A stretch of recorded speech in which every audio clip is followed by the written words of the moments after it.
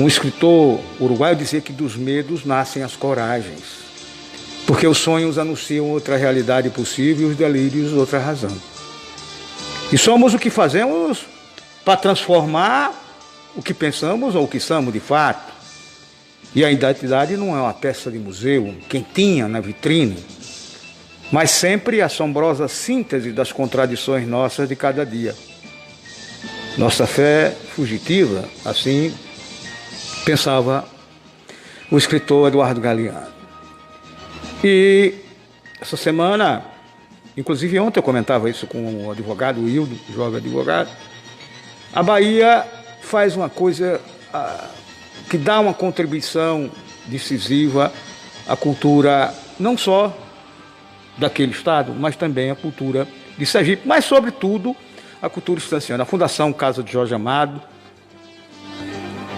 né, para lutar contra o memoricídio dos sergipanos e a celebração da história dos baianos, está promovendo uma curta exposição agora só no fim de semana, da contribuição dada a sergipanos no campo das artes e do pensamento à obra de Jorge Amado.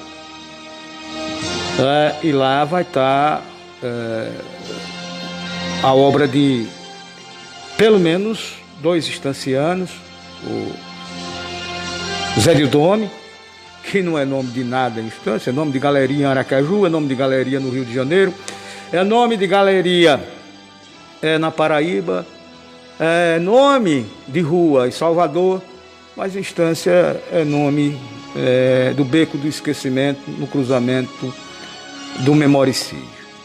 E General Augusto, que nasceu em Estância, mas foi registrado em Aracaju, como muitas pessoas fizeram. Ele e seu irmão Junô Silveira, porque eram filhos de uma família estanciana, família Silveira, reconhecida no estado todo. Sua mãe era professora. E também vai estar lá a obra de Caribé, com retratos aqui do Rio Piauitinga, desenhado, mas sobretudo a contribuição de pintores de São Cristóvão, de outras plagas que contribuíram para a obra definitiva e assombrosa de Jorge Amado. Né? E essa semana também, 2 outras notícias ligadas à Estância. Primeiro, que finalmente vai sair do papel o Centro Cultural Alina Paim, que vai ser construído no Mato Grosso, né? Mas não na terra dela, porque aqui, como Constantino, como tantos outros, foi esquecida. Está saindo do papel agora, segundo a filha dela. E essa notícia que foi dada essa semana pelo Itamaraty, de que no anexo da Universidade Central de Lagos vai ser construído um projeto deixado pronto pelo Oscar Niemeyer, que não cobrou nada por isso, que ele fazia isso pelos amigos, e um dos amigos dele era Raimundo Souza Dantas. Em Lagos, na Nigéria, vai ser construído um centro cultural para comemorar o centenário do estanciano Raimundo Souza Dantas. Mas tudo isso é uma bobagem minha, de estar lembrando tudo isso, porque isso trabalha contra todos os interesses que são só de viver o presente como se o passado fosse uma coisa escandalosamente indecente ou coisa parecida. Aqui em Estância, né? Registrando isso, nós sabemos que um sistema de desvinculação como esse serve para muitas coisas. Por exemplo, para que os calados não se tornem perguntadores, como o Zeno faz aqui no programa. Para que os visados pela opinião não se tornem opinantes. Para que não se junte o sós, nem junte a alma os seus pedaços. Porque o sistema divorcia a emoção e o pensamento, como divorcia o sexo e o amor, a vida íntima e a vida pública, o passado e o presente. E se o passado não tem nada que dizer ao presente, como aqui em Estância, a história pode ficar adormecida, sem incomodar no roupeiro onde o sistema guarda os seus velhos disfarces. E o sistema nos esvazia a memória, ou enche-nos a memória de lixo. E assim nos ensina a repetirmos a história em vez de a fazermos. As tragédias repetem-se como as farsas, anunciava a famosa profecia marxista. Mas entre nós é pior. As tragédias se repetem como tragédias. E uma década de conspiração desse país produziu efeitos irreparáveis no quadro político partidário desse país. No quadro político, no quadro econômico e tudo mais. E, ironicamente, os efeitos mais devastadores de golpes, de eleições como a de Bolsonaro, foram sentidos nas estruturas políticas de centro e de direita, por incrível que pareça, que envolvidas na trama para desqualificar a política, que teve como centro essa operação Lava Jato, não entenderam que renunciavam à própria organicidade e terceirizavam o poder ou a hegemonia dele. A políticos de ocasião, levados à ribalta pela onda extremista de direita, ceivada desde as manifestações lá de 2013, daqueles negócios de passagem de ônibus, aumento de estrepitoso, entre aspas. Não sobrou pedra sobre pedra das organizações políticas desse país, partidárias, nas quais, é claro, as classes dominantes, entre aspas, modernas, operavam antes. E os partidos de aluguel e de extrema-direita, estimulados por elas para aumentar a onda antipetista, fogem totalmente ao seu controle. Porque essas legendas são mais facilmente manipuláveis por lideranças militares, extremistas e mais facilmente corruptíveis pelo governo do momento. Não são cooptáveis absolutamente por ideologia. E nada melhor para entender o resultado da ação suicida dos grupos políticos de centro, meu caro Hildo, e mesmo os de direita não extremada, do que a composição da atual Câmara Federal. Porque ela reflete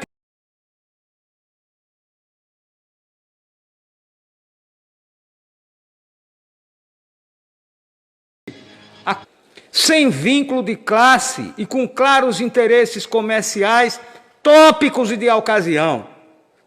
E, sobretudo, uma absoluta incapacidade desse amontoado de parlamentares de articular qualquer projeto político que não seja o de se vender no varejo, para cumprir a função delegada pela elite do país, altar as classes sociais menos favorecidas e apoiar projetos autoritários, como nós vemos agora de poder. E por entender a política como algo bem menor do que o que ela é, desprezível mesmo, um estorvo que simplesmente ia ser colocado abaixo para que se completasse a conspiração contra os governos de esquerda, a elite brasileira, diga-se de passagem, meu caro Alberto, terceirizou o serviço sujo.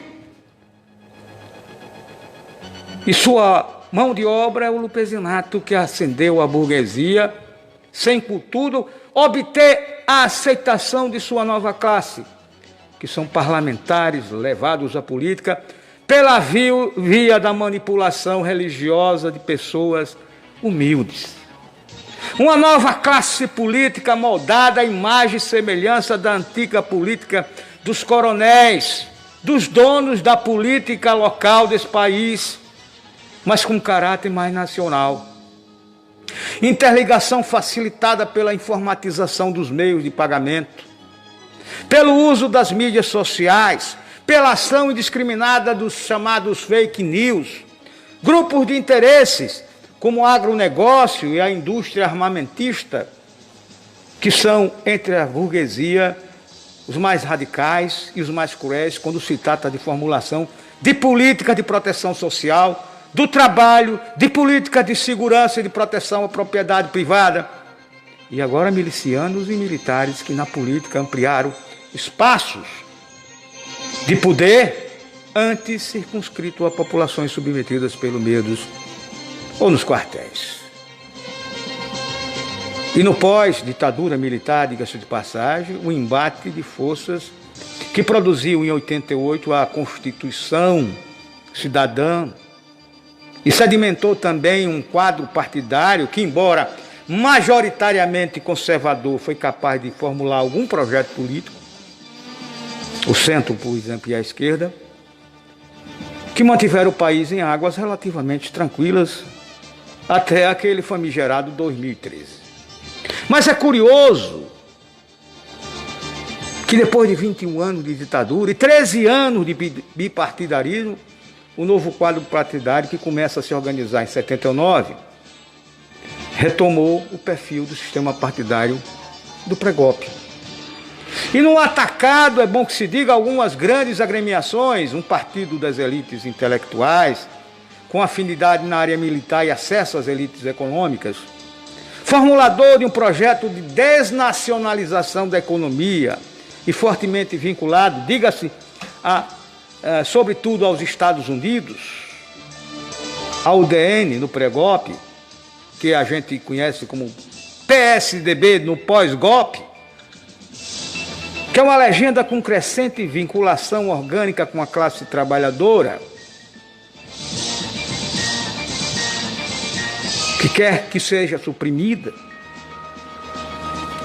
que não aturou um partido com vocação de massa. Está aí.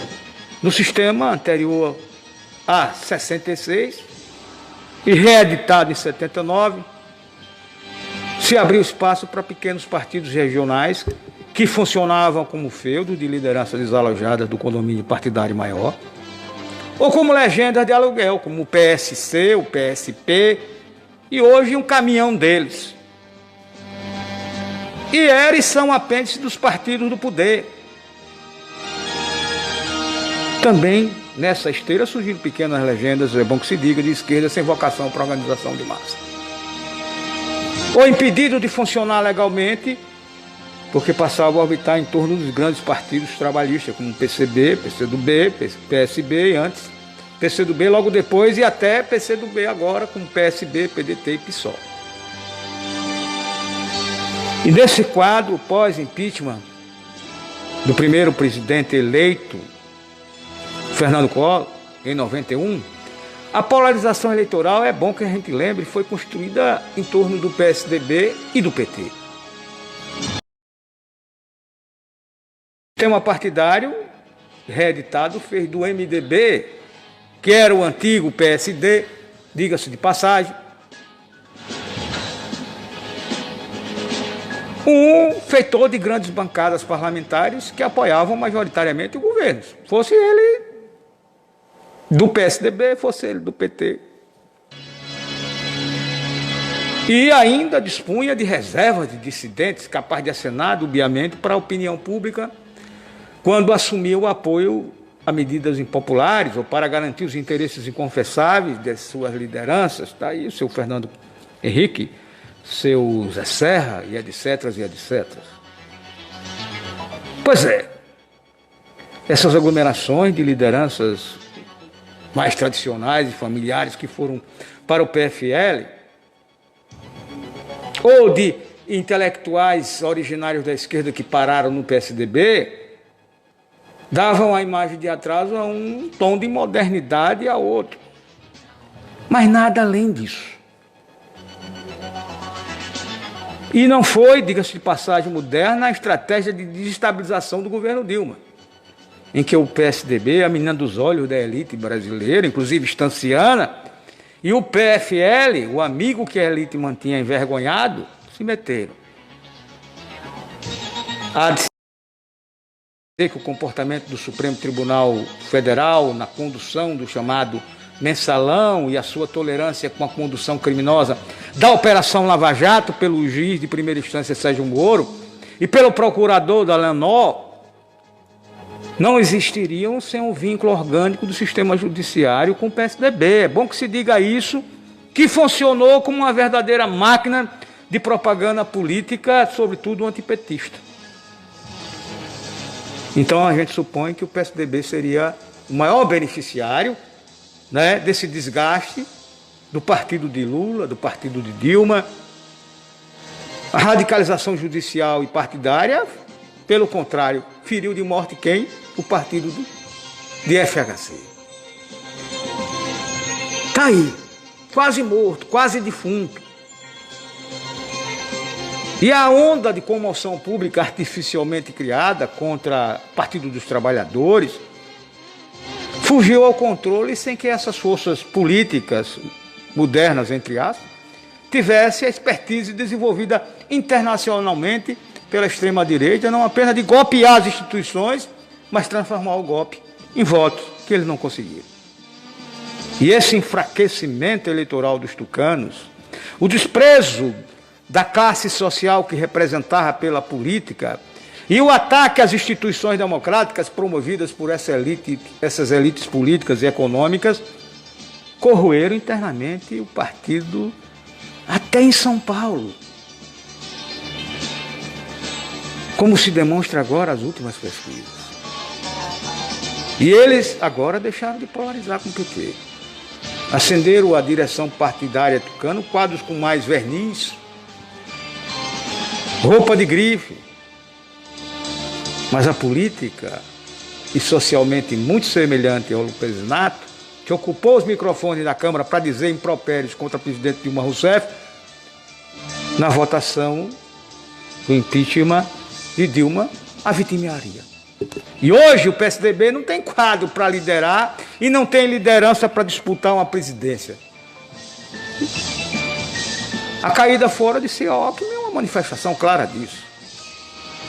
E nessa articulação burra, preguiçosa, golpista, só para tirar o PT do poder, a burguesia brasileira abriu espaço inédito para os generais extremistas, cheirando a bolô, de direita, para que milicianos emergissem no cenário político com estratégia de ocupação de todos os espaços do poder.